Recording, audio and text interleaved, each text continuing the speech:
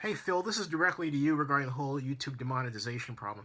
There's something you all haven't talked about, and that's the under review problem, where you put up a video and then suddenly it's under review, and you send an email to your partner contact and say, hey, can you get them to stop putting these videos under review so frequently? Which is a particular problem for me 3 years ago, and then it subsided last year, and this year it hasn't been a problem at all. But for me, I'm putting it out there because I'm wondering if it's a problem for other people. And what I've experienced is that a video is flagged under review or noted under review, and the doggone designation never comes off. Now, I make vlogs at the drop of a hat. I come from the classic conversational vlog, and I made a decision years ago that I was not going to use the jump cuts that other people use because I wanted to force myself to deliver a scriptless discussion of a topic. And I've got it down to a point where I'm comfortable talking about a subject just after turning on the camera and letting my voice rip. That's my personal decision. What I found as I've gotten to this point and achieved this comfort of talking about many different subjects is the crazy times that the under review designation comes up. If I happen to be talking about maybe bad food at a restaurant, it's under review. Where's that coming from? I'm not kidding you. Now, talking about something like matters related to the Mideast conflict, I at first was upset about the under review designation. Now I understand why it's there. I've learned to talk in such a way that it doesn't come up. But then I noticed, particularly last year, that a number of under review designations that came up seemed to be manually generated. That is, there were people snooping around who said, oh, that video should be reviewed. Or it was someone from an organization like Viacom that did something really insidious in this one example. I made a comment about Beyonce at the VMAs, and I said she did a great job, but I made a vlog prior to her appearance that openly stated the VMAs this year were not good at all. I didn't say they were not very good. They just weren't good. They've been better in the past.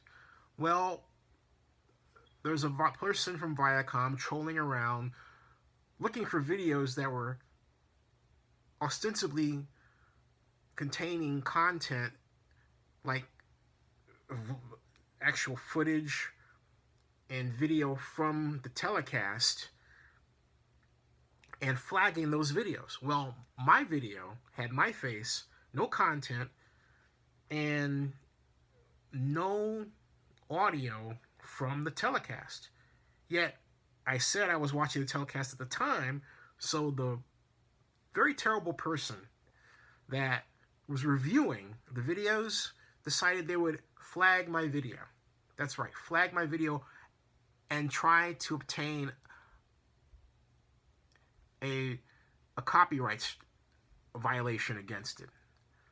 I immediately filed a DMCA counterclaim and won. And that leads to my point within the subject. If you have a problem with under review designations or copyright claims, this is what you need to do.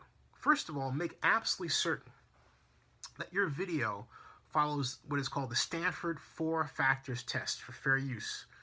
What is that? The Stanford 4 Factors Test is, first of all, is it based on a work of nonfiction?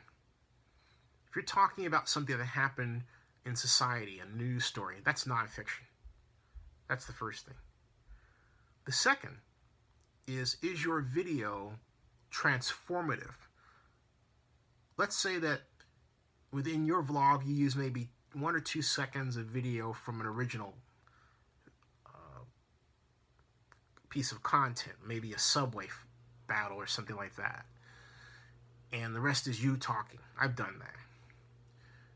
Well, according to Stanford 4 Factors test, that snippet you used and combined with your voice describing what happened and that action is a transformative video. Why? Because you are talking about what happened. You're not putting the video up there. You're talking about what happened. That makes the video transformative. It's educational. It's news. Okay. Then the third test is the impact upon the overall market. Does it take away from the market for the overall video? In all of my experience, the answer is no. When you do it the way I'm talking about, this follows a Stanford 4 Factors test. Why? Because a person is always going to comment they want to see the real video of the touchdown or the real video of Donald Trump's hair flying or the real video of Hillary Clinton meeting with the Dalai Lama or something like that. Whatever the case, the viewer wants to see the real video, and they don't want to hear you. So they will complain. That right there demonstrates the demand for the original video. It also demonstrates that your video is enhancing the demand for that video, because that frustrated person is going to continue their search and find that video. But along the way, they're going to hear something you said, and 50% of the time, they'll respond to it with a comment. That's been my experience.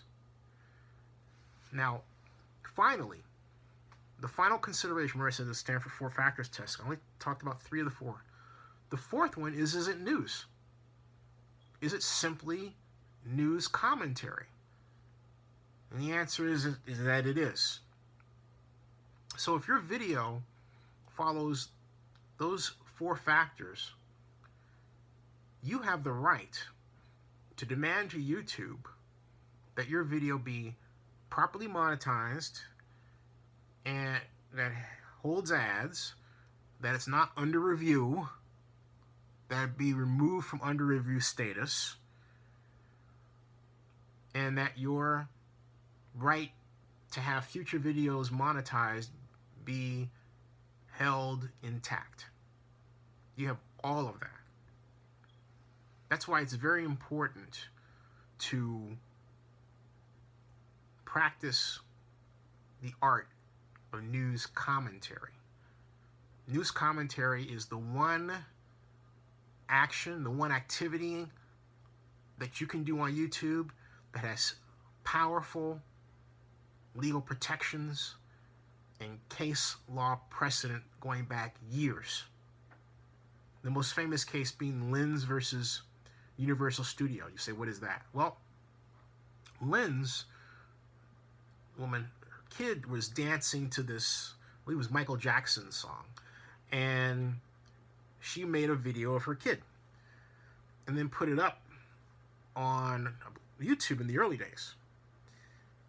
And Universal, which had the rights to the Michael Jackson song, if memory serves, complained to and filed a DMCA takedown. We now call it DMCA takedown. It had a different term in those days, and it's 2007. And she countersued and won. And the reason she won was because Michael Jackson's music was not the primary intent of the video. The primary intent of the video was Lens capturing her kid dancing. It could have been any music. Okay? The music was in the background. it was not the most important aspect of the video. Now you could say, well, gee, would the kid have danced if it were maybe Katy Perry? Well, probably. You know, 2-year-old, 1.5, 2-year-old kids will dance to anything. You don't know what they're going to dance to. It depends on their mood, right? But that was the Lens case. I can go on and on and on with other examples. Lens is L-E-N-Z, Lens versus Universal Studios. I can go on and on and on with examples. So, having said that, then, you've got to make absolutely certain that your videos follow the Stanford 4 Factors test and that they're not being held under review. And if they are, I want you to go to the Electronic Frontier Foundation, and get a copy of their DMCA counterclaim language and file one. And say, hey, look, my rights, you're essentially saying my rights are being violated. And when you do it, send it to YouTube Legal through the email system. Don't wait to get flagged and use YouTube's system. You'll be waiting on Godot. Do it yourself. You'll get better results. Put it in the email body and then in text, make a doc file and attach that to the email. You understand what I'm saying? Fight back. Know your rights.